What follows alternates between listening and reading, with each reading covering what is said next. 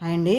బియ్యం పిండితోటి ఉల్లిగడ్డ పకోడీ చేస్తున్నా. ఒక ఇంచు అల్లము, పచ్చిమిర్చి, కొంచెం ఉప్పేసుకొని కచ్చపచ్చ మిక్సీ పట్టుకోవాలి. ఉల్లిగడ్డలు సన్నగా కట్ చేసుకొని ఉల్లిపోరకేసుకోవాలి. ఒక రూ. 20 ఉల్లిపోరకేసుకొని మిక్సీ పట్టుకున్న పచ్చిమిర్చి పేస్టు, ఉప్పు, కారం, పసుపు, ధనియాల పొడి వేసుకొని, కొత్తిమీర, కరివేపాకు వేసుకొని ఫస్ట్ ఉల్లిగడ్డలు బాగా కలుపుకోవాలి పిండి వేయకముందే.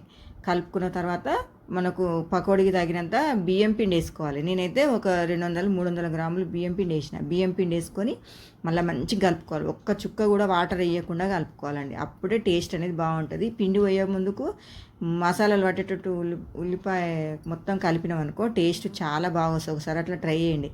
పిండి ఒక్క చుక్క వాటర్ వేయకుండా కలుపుకొని నూనె డీప్ ఫ్రై సరిపోయేంత ఆయిల్ పోసుకొని నూనె బాగా వేడైన తర్వాత కొంచెం కొంచెం వేసుకుంటూ ఇక మంచిగా ఫ్రై అయిన తర్వాత తీసుకోవాలండి. చాలా చాలా టేస్టీగా ఉంటుంది. శనగపిండి పకోడీ కంటే బియ్యం పిండి పకోడీ బాగుంటుందండి. ఒకసారి ట్రై చేయండి. ఇట్లా ట్రై చేసి ఎట్లా వచ్చిందో కామెంట్ బాక్స్లో చెప్పండి. చూడండి ఎంత క్రిస్పీగా వచ్చిందో.